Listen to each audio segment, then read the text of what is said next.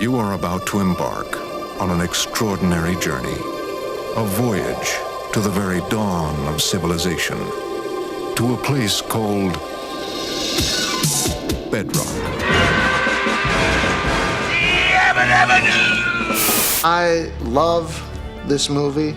I couldn't be happier with it. Boy, I really didn't like this picture. I mean, it looks great, but these characters and this story, what a crushing bore. I'm Halle Berry. It's the 30th anniversary of the movie The Flintstones. I thought it might be really cool to look at some of my scenes because I legit haven't seen this movie in probably 20 years. Probably 20 years. Talking Fred Flintstone says 4 phrases when you hug him. Battery not included. New from Mattel. Now, what was the Flintstones experience? I knew I was going to hear Yabba Dabba Doo for the rest of my life. And I wasn't really, I liked the Flintstones when I was in 5th grade. Sure. So you didn't feel like you had a choice? No. In 1994 AD, Universal Pictures brought the Flintstones to the big screen. With its vibrant sets, innovative special effects, and a star-studded cast, it's one of the most ambitious live-action adaptations ever made. But despite its visual spectacle and heartfelt homage to the beloved TV series, the movie often gets overlooked. In this video, we're doing a deep dive into the making of the Flintstones and uncovering why this stone-cold classic deserves more appreciation, even by its main star. It just took the wind out of me. It's not something I was looking forward to doing. Stay tuned. We'll have a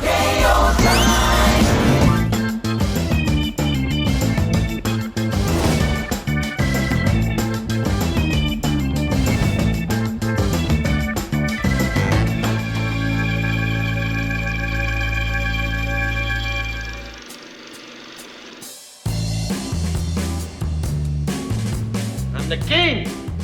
The king of my castle! There is something you wanted to tell me, isn't there? Oh, mighty king of the castle? Dinner ready, sweetheart? In a minute, Fred. Go sit down. The original animated series was a takeoff of the live-action 1950s sitcom The Honeymooners and was the first cartoon to be broadcast in prime time. It follows the adventures of the Flintstones and the Rubbles, 2 modern Stone Age families from the town of Bedrock. It's a place where dinosaurs peacefully coexist with cavemen, and it runs on anachronistic technology. Sorry. Must have dozed off.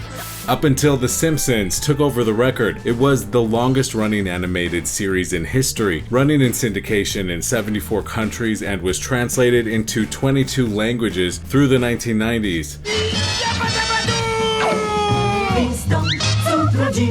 It appealed to adults and children alike with sophisticated humor, sight gags, and a satire of suburban life. It was also known for its celebrity cameos, such as Anne Margaret, who appeared as Anne Marg Rock. Efforts to bring a live-action version to theaters began in 1987 with a script by screenwriter Steven de Souza, a writer known for movies like Die Hard and 48 Hours. Many more writers would work on the script before the movie started filming. More on that later.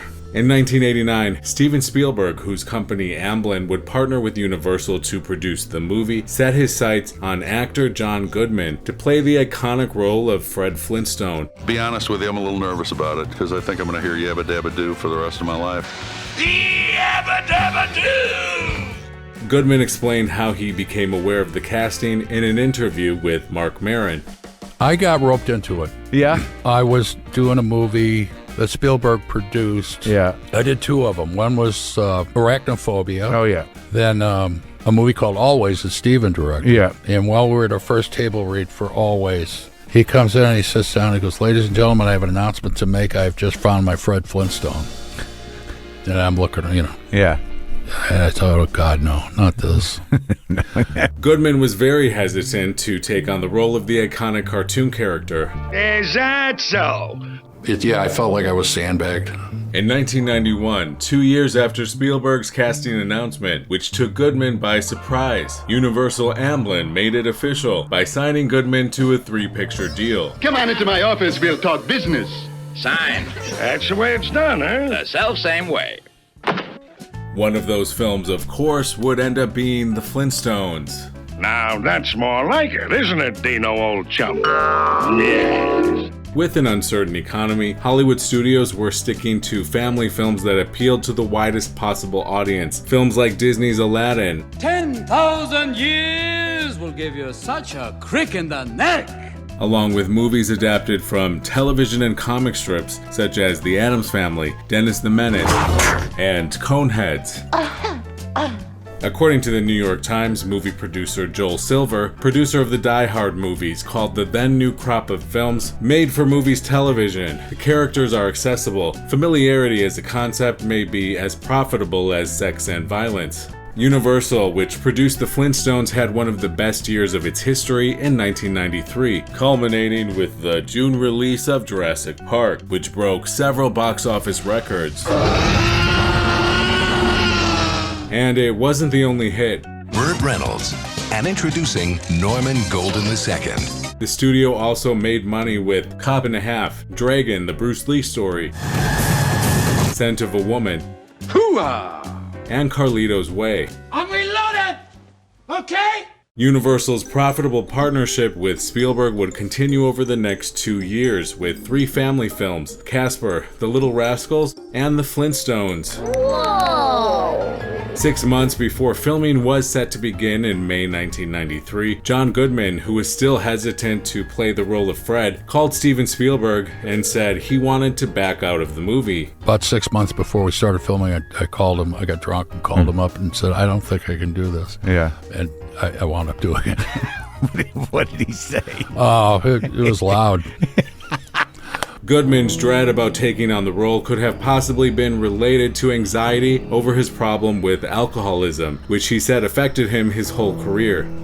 And when you did the Bring Out Your Dead, I love that movie too. You don't hear much about that. Yeah, I'm ashamed of myself for that one because I was drunk for most of it. Oh. I was really intimidated. I didn't really know what I was going to do. You were intimidated by working with Scorsese? Well, yeah. Who I shouldn't have been. He was the nicest guy in the world. I was just very unhappy then, but yeah. I wind up with a bottle and start drinking to make things during better. the day, yeah. During filming, yeah. And we filmed mostly at night. And I didn't really have a character. I said yes, and because I wanted to work with Martin Scorsese, and then I didn't do the work.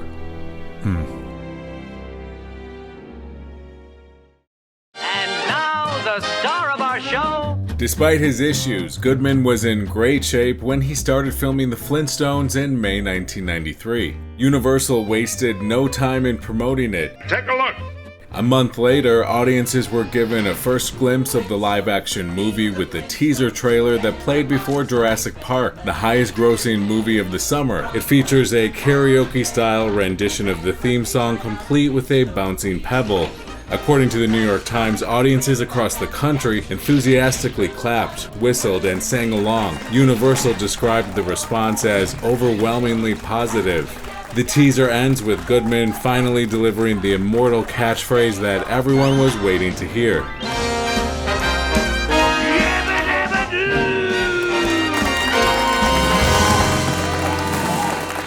If you're in line for popcorn at the movies and suddenly you hear the crowd inside the theater singing, it's because Universal Pictures is already priming audiences for what it hopes will be one of next summer's biggest hits, the live-action version of The Flintstones. Brian Levant, who had directed the hit movie Beethoven the year before, was chosen to direct the movie. He was the perfect choice because he was a self-proclaimed TV fanatic who collected memorabilia and loved singing lyrics of old TV shows like The Rifleman and Cheyenne. And also, he was a huge fan of the Flintstones. I thought that I should be the person to help translate that affection to the screen because what I am is a fan of the Flintstones. In a LA Times profile from 1993, he called the Flintstones his dream project because he would watch the cartoon religiously after getting home from school, along with other favorites like Leave It to Beaver and The Dick Van Dyke Show. Starring Dick Van Dyke.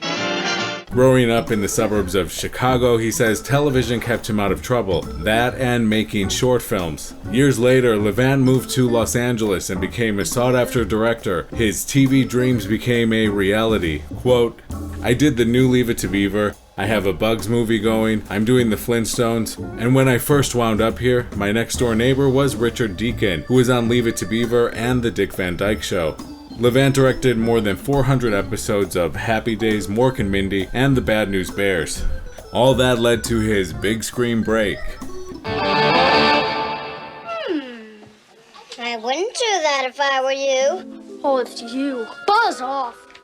His chance to direct a feature came in 1991 with Problem Child 2. After that movie grossed $33 million on a $12 million budget, he was hired to direct Beethoven, which grossed $142 million. The Flintstones was the first movie in a 4-picture deal he signed with Universal. Writing the script proved to be a monumental task. 35 screenwriters worked on adapting the cartoon for the big screen in a television-style writing room where they sat for long hours trying to hash out the story. Veteran writers from sitcoms such as Family Ties, The Jackie Thomas Show, Happy Days, and Laverne and Shirley sat around a large table at the Amblin Entertainment office. Levant told the LA Times, "I love chaos. We'd sit around the room with a video projection system that takes the computer screen and magnified it, and we would write it as we go." We locked ourselves up in a room over at Amblin, and with Mr. Spielberg popping in every few hours, we knocked off a new first draft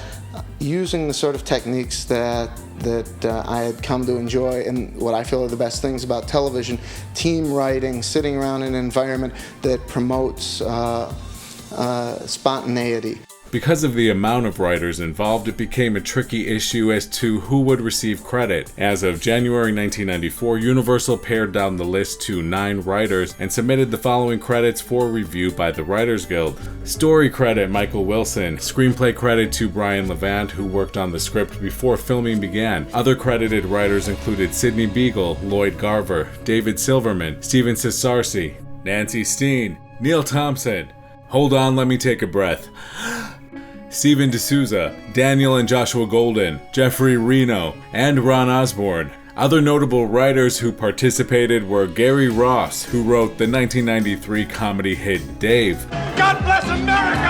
With President Mitchell lately, huh? Has this guy been having too many Happy Meals for lunch or what? As well as Lowell Gans and Babaloo Mandel, the team behind City Slickers. Hi, Curly. Kill anyone today? They ain't over yet. Variety quipped, "It seems almost as many people participated in the writing of the Flintstones as signed the Declaration of Independence." Brian Walton, who was then the executive director of the Writers Guild, told the New York Times, "What Universal did was create a mess and dump it in our lap. We were faced with a dilemma. Our bias is to allow the people who wrote on the thing to apply for credit. On the other hand, our members have not approved giving that many credits on a theatrical motion picture." In January 1994, the Guild came up with a shocking decision. 8 writers were disqualified because of a Guild rule that says a waiver must be obtained in advance if a writing team exceeds 2 people. Rules are rules, Mr. Flintstone. Just a moment, Mr. Rockhard. In the end, they awarded screenplay credit to all of 3 people: Steven D'Souza, who wrote the first draft, and the writing team of Tom S. Parker and Jim Jennewein. The duo had previously written Major League 2 and 2 Macaulay Culkin vehicles, Getting Even with Dad and Richie Rich. You have your own McDonald's? No way! Not bad. On-screen credit guaranteed a share of royalties from domestic, foreign TV, cable, and home video. And when do I get the residuals for the reruns? Come on, tell me. This meant a lot of people that worked on the writing of the Flintstones would not get to share in the profits. Oh boy. So who wrote what ended up in the finished film? D'Souza told the New York Times his basic outline remained intact throughout the entire process. He was responsible for basically everything in the finished film, except for a few minor characters. It was credited writers Parker and Jennewein who added those elements. Their version of the screenplay is what convinced director Brian Levant to make the movie. Well, all straightened out? Yes? The Writers' Roundtable, later dubbed the Flintstone 8, combined the first half of the Parker-Jennewein draft with some of the second half of the Gary Ross draft. This version added such characters as the Dictabird in Fred's office, the villainous secretary, the Pigosaurus garbage disposal, the LeSabre-Tooth car, and Pearl, Fred's mother-in-law. Look at him, drunk as a skunkosaurus. Ultimately, Levant made sure all of the important elements from the cartoon made it into the live-action film. In the film's press book that journalists received when viewing the movie, Levant said, quote, "When people come to see an entertainment based on another earlier entertainment that they have affection for, there are things about it that people want to see. They want to hear Fred yell. They want to hear Wilma and Betty say, Charge it! and they want to hear Dino bark and knock Fred down and lick him silly. No, no, Dino, no! Red boy! Now stop it, Dino. And we've done those things because we love them too. Fred, do you have to get Dino so wound up when you come home? Although legendary voice actor Mel Blanc's last recording session before his death in 1989 was for Jetsons the Movie, which was released in 1990. His original recordings of Dino were used in the Flintstones. After John Goodman, the next actor to be cast in the movie was Rick Moranis as Barney Rubble, Fred's best friend and next-door neighbor. I love this kind of stuff. I love family entertainment. He was fresh off the Honey, I Shrunk the Kids movies, which had been massive hits for Disney. Did you report some missing children? Oh, there must be some mistake. Ours are in the backyard. Right, honey? A lot of people have asked about the cars, and I too, when I first heard that they were going to do this, was wondering if they were going to do the cars. And I don't know if it's better to spoil the secret of how they work or whether to try and convince people that we're actually driving them with our feet. Then Elizabeth Perkins was cast as Wilma, Fred's ever loyal, wisecracking ball and chain. Oh, it does my heart good to see you relaxing after a hard day at the quarry. I'm telling you, I married the pick of the litter. No use talking to him while he's in that mood. I'll go over to Betty's. She took the role very seriously. She studied hours of Flintstone episodes to master the physical aspects of the role and emotional tone. Perkins said, "She had a distinctive way of carrying herself. One of the things that's really recognizable with Wilma and Betty is that everything they do, especially when they stop walking, their bodies go into poses, almost like mannequins." I mean, basically, you're taking two-dimensional characters and trying to make them into three-dimensional characters. And so, as much as you can get all the look down and get the walk and the hair and the voice and the makeup, it has to be really grounded in some kind of reality, or else it is just an impersonation. In a move that surprised most people, Rosie O'Donnell was chosen to play Betty Rubble, Barney's wife. It was the most controversial casting decision since Michael Keaton was first announced as Batman. Come on, let's get nuts. Say what you will, she did get that laugh down. When I went for the audition, after every line I did the Betty Rubble laugh, and that's the thing that I think clenched it for me. So I'm a comic now. It's a hard thing for me to believe.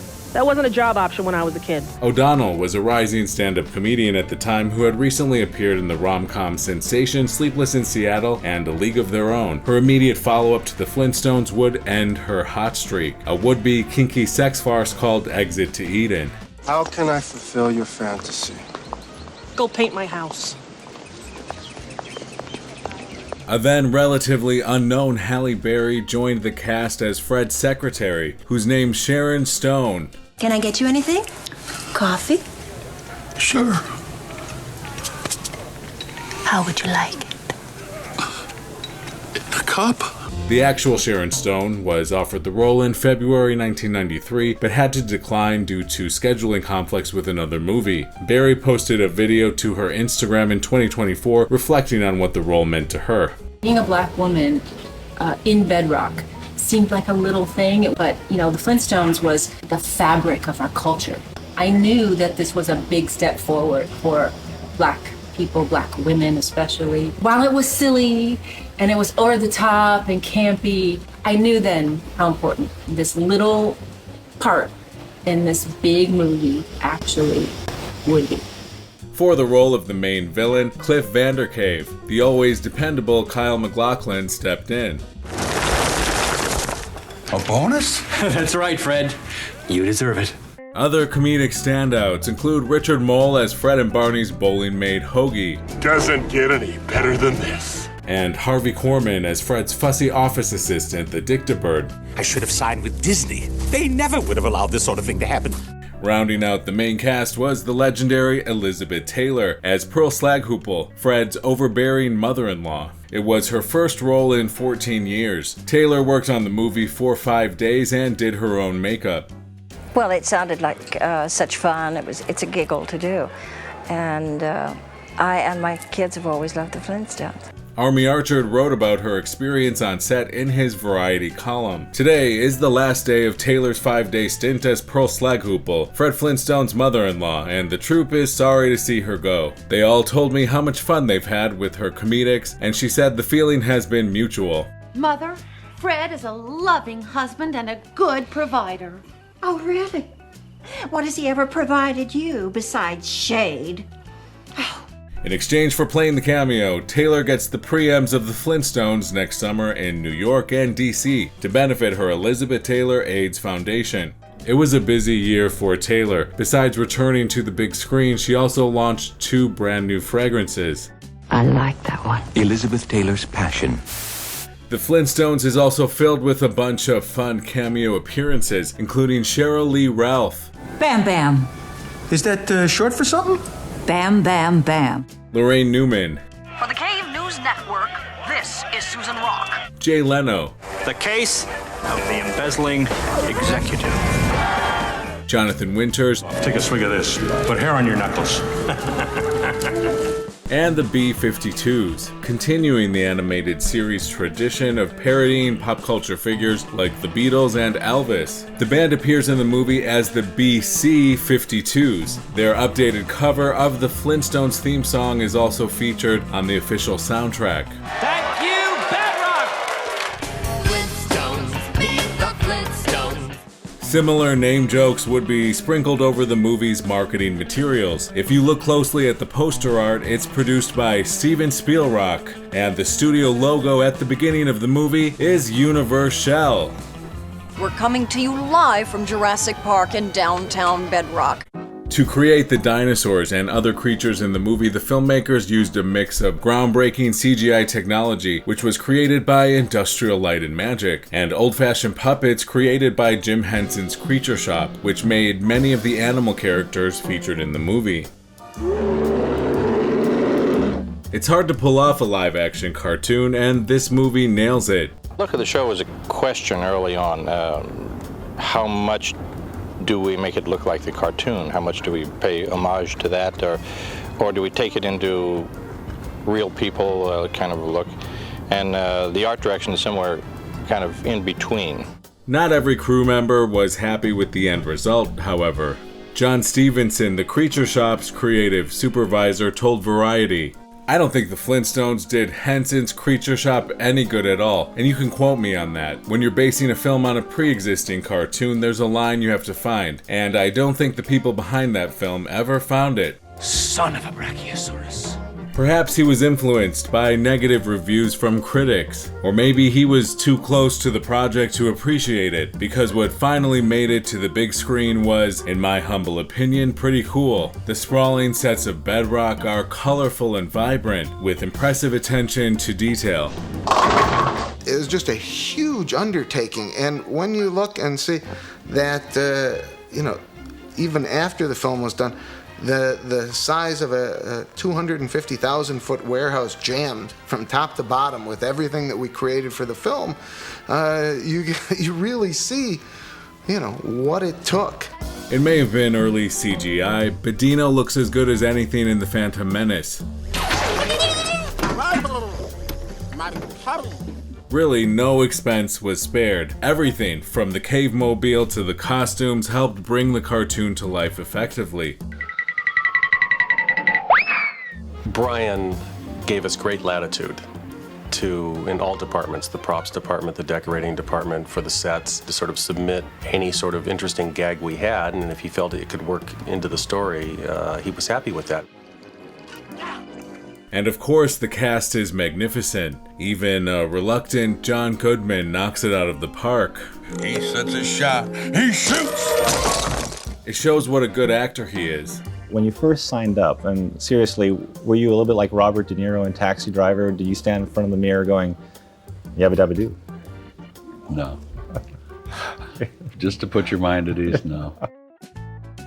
As for the story itself, the one devised by some 30 writers, it's quite serviceable. It's in the same vein as the plots of the original series. In the movie, Fred lends Barney some money so he and Betty can adopt a baby boy. At work, they're forced to take an IQ test. As a thank you, Barney swaps his exam with Fred's after seeing him struggle with it. It ends up being the best score, and Fred gets promoted to vice president of the quarry. At first, Wilma loves their lavish new lifestyle, but it turns cold pretty fast. Then Fred becomes embroiled in an evil scheme by his boss, and he's set up by his secretary, and Barney hates him. But of course, everything is solved by the end, and before you know it, they're at the drive-in again, eating a big slab of ribs. Here comes the big daddy sauce! The key to the Flintstones is its simplicity. The plot is rock steady. Most of the jokes work, and there's actually more heart at its core than it gets credit for. And Cinderella married the handsome prince, and they lived happily ever after. But what really rocks is that there's no heavy-handed political agenda, which is more or less mandatory in today's big family movies. You fascist! The nation's theater owners control 25,000 movie houses, and Hollywood studios are knocking at those doors. For their part, the studios reportedly ante up about $1 million apiece to impress the exhibitors. Universal executives say they'll leave no stone unturned in promoting the Flintstones. I hope it will always be an event system where we, pile ourselves into large rooms with people we've never seen before in our lives and have a shared wonderful experience together.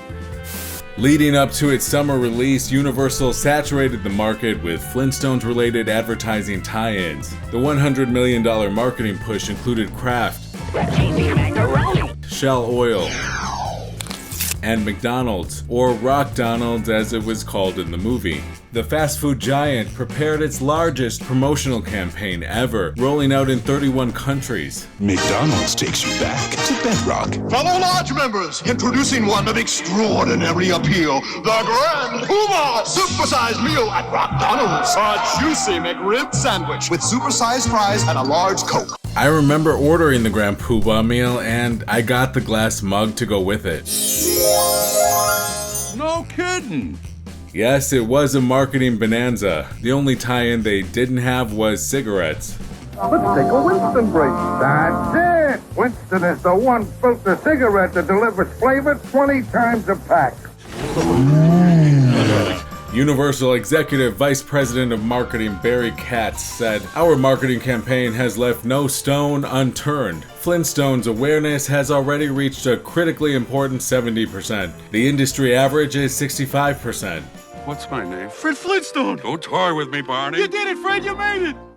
Variety reported on January 19, 1994 that filming of a McDonald's commercial involving all the principal leads came to a halt when sections of the set came crashing down when an earthquake rolled over Los Angeles during the shooting of the ad. Two 18-wheelers loaded with equipment became trapped behind a wall of boulders that jammed the only access road to the quarry.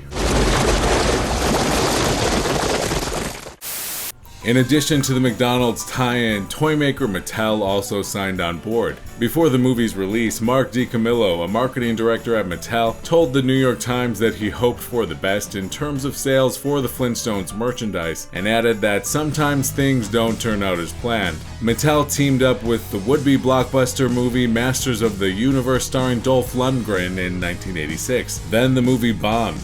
Mattel's 18-month effort for the Flintstones involved shipping millions of toys into stores in advance of the movie. 200,000 Talking Fred dolls were created. The dolls were unique in that John Goodman agreed to license his face, something not all actors do. Did you know this was on the market? Help me! Help me! Have you got one of these for Molly? Actually, Steven Spielberg sent one over with a note that says, "This is your worst nightmare." And then there was Sega and Nintendo video games, t-shirts, baseball caps, pillowcases, bubble bath, and Christmas decorations. Lois N. Sloan, a senior licensing official for Turner Home Entertainment, told the New York Times, "Our intention is not to build a craze, but to build another Barbie." That's terrifying. The merchandising was not a sure thing. Popeye, the Jetsons, Dick Tracy, the Addams Family, and Hook did well at the box office, but not in driving product sales. Oh, boo-hoo-hoo. So I have my Fred. You have your... Look how nice it is. Yeah, it's Lou Costello. It does look a little Lou Costello-ish. Yeah. There you go. Yeah, that stuff never moved too well. I know. I picked this up downstairs. You got my Betty. Yeah. Oh God, what a sad looking. Look at how this is like Betty on some sort of steroids. That's Look how like- tough that Betty is. That's like Mary Tyler Rubble. That's what it is. Yeah. Mary Tyler and Rubble. Lou Costello. But we had fun making that movie, didn't Oh, we? yeah. It was a gas. It was a good time. So it would seem. When the finished film was submitted to the MPAA, it received a PG rating for, quote, some mild innuendos, mostly involving Halle Berry's character. Your secretary is very attractive. Really? I hadn't noticed. Did I mention she chisels 18 words a minute? The Flintstones, rated PG.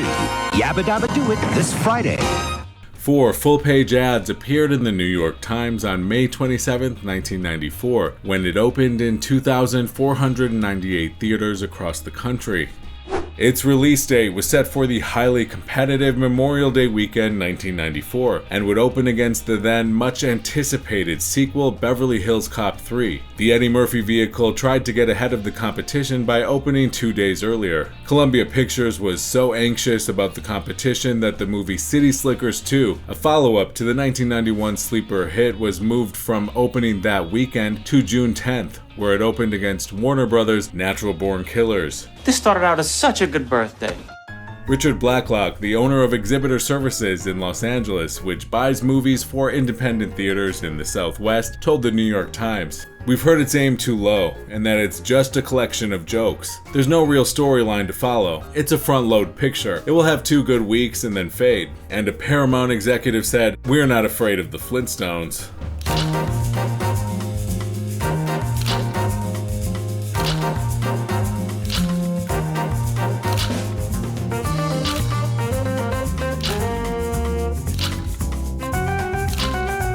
The Flintstones premiere was held in New York City and Washington, D.C. to benefit the Elizabeth Taylor AIDS Foundation, which was part of her deal to appear in the movie. The premiere was May 23rd, New York City. Yes, we had a wonderful time, and I sat next to Liz Smith, who was a prominent critic in society and a very good friend of Elizabeth Taylor's. And she had written kind of a nasty piece. They screened it at Elizabeth's house, and they weren't very happy. And then she saw it with an audience at the premiere in New York and changed her entire opinion about it, in a very rare thing for anyone who does criticism for a living, was to actually reverse their decision on the film, because it was a spectacular screening. The initial reviews were rocky, with some publications declaring it as yabba dabba doo-doo. Jonathan Rosenbaum wrote a particularly nasty takedown in the Chicago Reader. "Through the miracle of movies, we all joined the Flintstones in becoming living, breathing, snorting garbage disposal units." Gene Siskel took issue with the film's plot, calling it a dull enterprise. Roger Ebert more or less agreed, but admitted the movie was fun to look at. 2 thumbs down for the Flintstones. The creativity on this picture stopped with the production design and the marketing campaign. That seemed to be the consensus, that the production design and effects took center stage over everything else. In the New York Times, Karen James wrote, "While the movie may act like a Madeline for television-obsessed baby boomers, it works even better as a colorful playland that will appeal to children." And appeal to children it did. The Flintstones opened at number 1 and easily beat out Beverly Hills Cop 3 and other family-friendly summer releases that year, such as MGM's Getting Even with Dad, Warner Brothers' Black Beauty, and New Line's The Swan Princess. It did so well that it was the 5th highest grossing movie of 1994, beating out such heavy hitters as Clear and Present Danger, Speed, The Mask, and Mrs. Doubtfire. My first day as a woman, I'm getting hot flashes. Congratulations.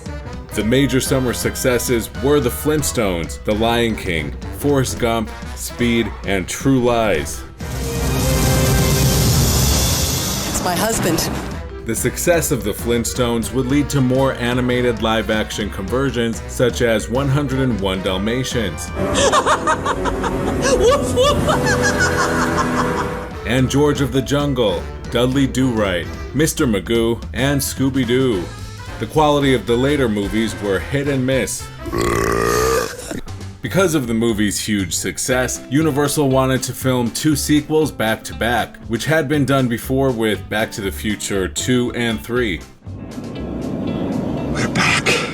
However, director Brian Levant told Total Film magazine in May 2024 that John Goodman made an appointment with Steven Spielberg and said, "Please don't make me do any more of these." Unfortunately, I'm gonna have to turn you down. It just took the wind out of me.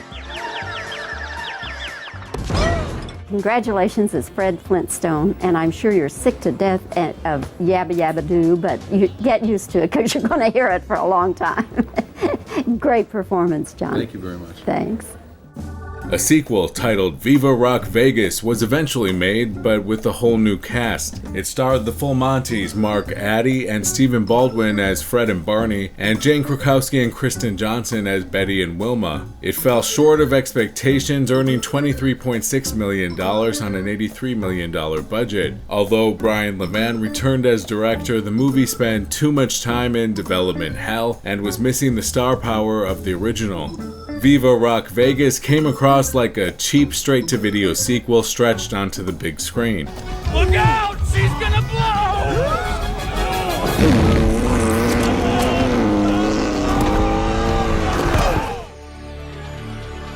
The Flintstones truly is one of a kind. Compared to a lot of other cartoon adaptations, and especially when compared to Viva Rock Vegas, the original Flintstones movie is really quite good. I don't understand all the hate. It's rock solid, the combination of the perfect cast, a director passionate about the material, and a producer who brought lots of cachet and cash to the project. Plus a whole generation of sitcom writers working together to come up with the perfect gags. This job sucks. The Flintstones is the type of family blockbuster that will never be replicated. Its only goals were to entertain and have a few laughs. And also to make $1 billion on fast food and toy merchandise. So, mission accomplished.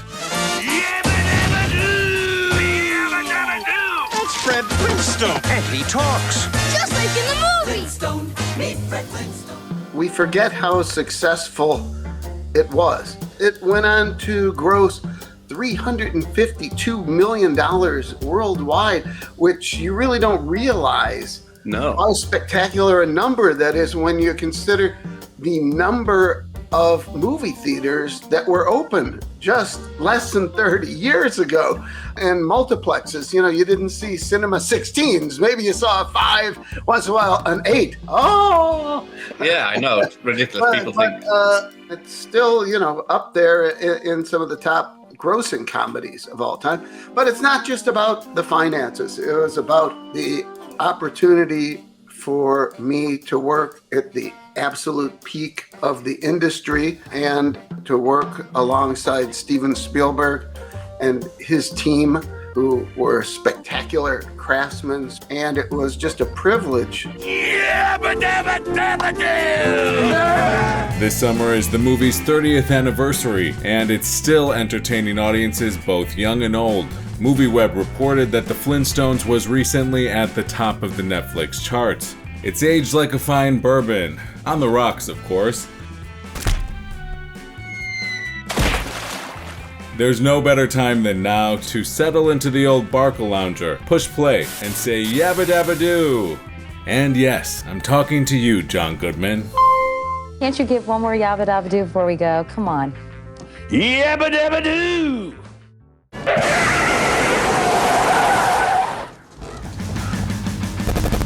Do you agree that this movie rocks? Or are we off our rockers? Let us know in the comments. Thanks for watching. If you enjoyed this video, please like and subscribe, and we'll see you on the next one. Yabba dabba doo!